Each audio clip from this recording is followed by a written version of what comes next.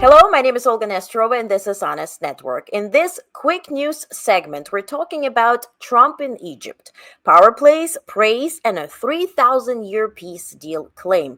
Why claim? Because we don't have a readout, we don't have the document that they signed, any type of agreement that was reached. This was more theater than anything, sort of intended to praise President Trump. It all began with this tug-of-war and handshakes. First, President Macron. This thing took 30 seconds. And then Italian Prime Minister Giorgia Meloni faced the same thing. New addition to this circus is this time Trump made sure that the president of Turkey, Erdoğan, would lift his hand to pose with thumbs up. And then this awkward conversation with Palestinian Authority President Mahmoud Abbas, who is at this point 89 years old. He's very intentionally there to make sure that Palestinians will be able to return home, which seems not to be really the idea of President Trump. Take a look at this awkwardness. But where you saw Trump really enjoying the moment is posing with someone from the UAE delegation, where he actually talked about them having this unlimited cash. Well, United Arab Emirates, whose sovereign wealth fund invested $2 billion into Trump's crypto company. But aside from that, there was praise from other leaders, obviously, and especially from Pakistan's prime minister, who essentially once again, nominated Trump for a Nobel Peace Prize. I would say that Pakistan had nominated President Donald Trump for Nobel Peace Prize for his outstanding, extraordinary contributions to first stop war between India and Pakistan and then achieve ceasefire along with his very wonderful team. And today, again, I would like to nominate this great president for Nobel Peace Prize. Trump then declared they always talked about World War III would start in the Middle East. That is not now gonna happen. Okay. Then he turned to Macron and tried to, I guess, make a joke. Thank you very much, Emmanuel. I would imagine Emmanuel standing someplace behind me. Where is he? I can't believe it. You're taking a low-key approach today. He's my friend. Next, Trump turned his attention to Hungarian Prime Minister Orbán, who is pro-Putin and very much a sore in the European Union. Trump said, quote, "You are fantastic. I know a lot of people don't agree with me, but I'm the only one that matters. I endorsed him the last election and he won by 28 points. You will do even better this time if you have another election." He then turned to Canada.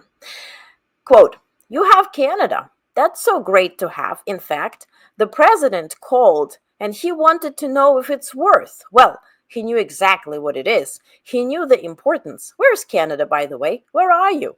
He knew the importance of this." And then he turned to Prime Minister Carney. So Canada, congratulations. You went from having a governor to having a president. Then Trump continued with this type of provocation. Take a look.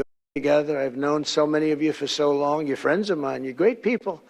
I have a couple I don't like in particular, but I won't tell you who. I have actually a few of them I don't like at all, but you'll never find out who they are. Well, maybe you will, come to think of it. Take a look at Starmer's face when Trump calls upon him. He comes up to the mic, guesstimating that he's now going to speak or anything, and then Trump just shifts and puts himself right in front of him. Pay attention to Prime Minister Starmer's face. And I think it's fantastic. And we have so many others, and just so many others. Well, then Trump got on a hot mic. actually speaking to Indonesian president, who was really inquiring how he can meet with Eric and Don Jr. Eric Trump and Don Jr., despite their official separation from government affairs while running the family business. Then Trump, who notably arrived without Melania Trump, the First Lady of the United States of America, turned to Giorgia Meloni and tried to give her an awkward type of compliment. There she is. You don't mind being called beautiful, right? Because you are. Thank you very much for coming. We appreciate it. Meloni. And then Trump signed a document together with Egypt and other partners. We don't know what that is, nor I guess it actually matters, and we'll talk about that. This took 3,000 years to get to this point. Can you believe it? And it's going. We actually can't. Why? Because while the land of Israel and Palestine indeed have a history stretching back millennia, the modern conflict and peace efforts are far more recent, roughly a century old, dating back to the rise of Zionism, the fall of Ottoman Empire, and the British Mandate. In reality, today's agreement is the culmination of decades, not millennia, of negotiation. Negotiations.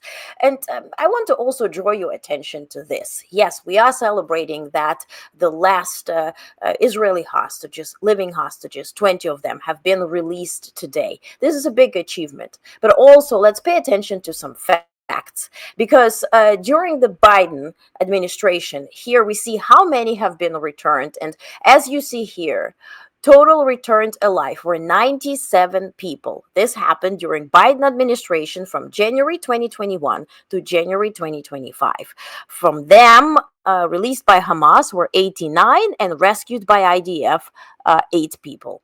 Now, this is, of course, according to sources, the Biden White House, ABC News, the Washington Post, Al Jazeera, Times of Israel, and all of this is confirmed by IDF and Israeli media. We need to understand what they signed today. It's the first phase for ceasefire, which only included the release of hostages, Israeli hostages, and a release of 2,000 Palestinian prisoners held in Israel, which also happened today.